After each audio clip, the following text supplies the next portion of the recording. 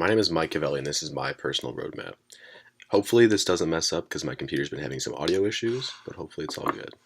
Okay, so first we're going to talk about the business model canvas. So this is my original business model canvas, the beginning one, and it's just very basic things.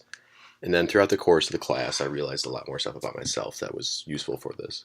So the things I added were mainly the voice at work, our costs. I talk a lot at work, and it can be very troublesome actually.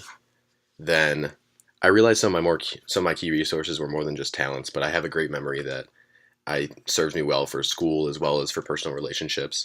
I remember a lot of things about my friends and family, and it's very important for all those relationships. My willingness to listen also goes hand in hand with that great memory because I listen to anyone and any problems they have. It's just something I'm really good at. I've thought about going into things like customer service for stuff like that because I have a really mellow temperament with that kind of stuff too. So then for my value provided, mentoring and tutoring is very, very important to me. I actually am with the Dennis Lab School and I'm my college buddy tutor there. Also for customer service, I mean, that's just something I do on a daily thing. I do that every day at work, honestly. And then my realistic insight and advice. I just have a very level-headed mind. I like to see both sides of the issue. So I keep an open mind, and when people have problems, I try to be devil's advocate for them. Then for customer relationships, I also added very personable and loves connecting with others. And that goes back to my willingness to listen.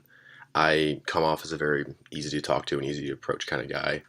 I also just really enjoy listening to people because I like learning about them and their past and what makes them them. So customers, my main customers, I'd say, are friends, family, and everything like that. But then also my employers, I realized, and this will go back to my interview, but my employers actually, they learned a lot about me and I learned a lot about them. And just that relationship we've built is very important. And that goes to revenues and benefits. Relationships are not just a network, but it's something for the future where, I mean, I like to personally get to know my boss and I like to establish a good relationship with them so they in the future can help me out and I can help them out with anything they need. So the interview. I interviewed a man named Kyle Ropak. Kyle's a family friend. I met him this summer and he's a family friend through my dad. They worked together a long time ago. Kyle used to be a investment banker for about 30 years and then one day he decided to just drop it and quit. And I was a little shocking to hear that, but then I listened more during his interview and learned some new stuff about him. Kyle, during his investment banking days, helped open an indoor adventure park in Cherville, Indiana, and he was just an investor and he learned a lot about the ins and outs of it. Then eventually the owners ended up selling that, and because they needed it for land. So then Kyle decided, well, since I know how it's all been done, I think I'm just going to open my own. And he decided since it didn't really work well in that area, he was going to move it to where I'm from, Orland Park, Illinois. And it's about 45 minutes from Kyle, but it turned out to be a great move for him. It's been open for about 5 months now, and it's called Gizmo's Fun Factory. He is a co-owner with his best friend Justin from childhood, he actually worked on the Board of Trade, but was in banking for a while as well. So it worked out really well for them. They still in the business today. It's going great, better than they expected. But I learned a lot of things about that as well. So this is a picture of Gizmos. On the inside, there's a bunch of go-karts, arcade games, rock climbing walls, laser tag, a zip line, things like that. And it's a great thing, especially in the winter for kids. Some of the lessons I learned from the interview are that owning a business is a lot more work than I thought. It's not just what you think with the basic things. It goes down to even the little things like brochures and creating your own design team when you don't have the funds. I mean, Kyle ended up doing all that himself. He designed all of our polos that we wear and just everything that's in the building. I mean, it comes from scratch and it's just crazy to see that kind of thing evolve. I saw he sent me some pictures during the interview and just realizing how it just came from a warehouse to an actual business is pretty crazy to look at. The relationships that you make are very important no matter what it is. So one of the questions I had for Kyle was where did he find how did he come up with his management team? And Kyle and Justin are both the co-owners. Then they have 3 managers, Tim, Tony, and David. Tony is Kyle's brother, his older brother. So that was sort of a cool thing, is just to keep it in the family. And then Tim was a family friend as well.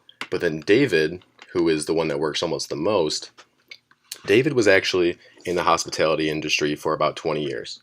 David was their waiter at B-Dubs when they were regulars, Kyle and Justin. So the fact that they noticed how well David did and all that stuff, and David developed a relationship with them as their waiter, and it turned into a full-time career with him as being a manager for this company.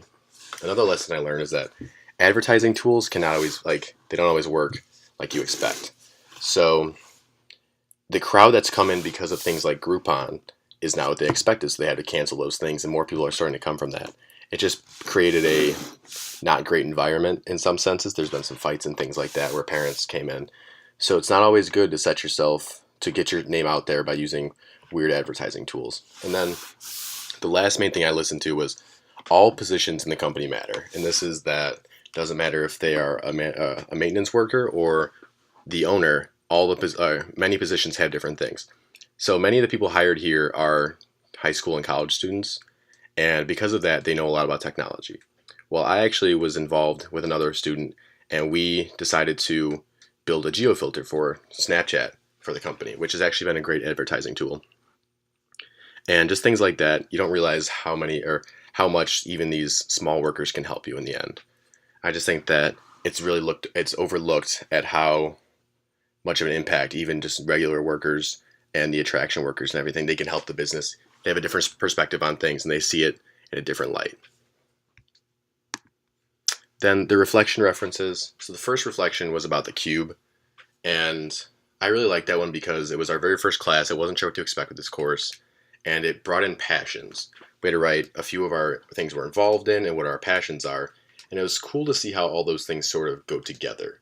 And it's almost a subconscious thing, but my passions link up with the organizations I'm involved in and what I do in my spare time, and it was something I didn't realize was the case, but it happens. The third reflection we did was about the challenge. The challenge taught me a lot. $5 seems like nothing, but you can make a profit off of it. We each made close to $10, I believe, in my challenge, and all we did was sell some Polar Pops. And then I wrote about in my reflection how I saw a crushed Polar Pop a few weeks later, and it actually triggered my memory to say, oh wow, that's just money lost right there. And it's sort of a bad feeling to see that. You don't expect something so small to have such a big impact on you, but it was something.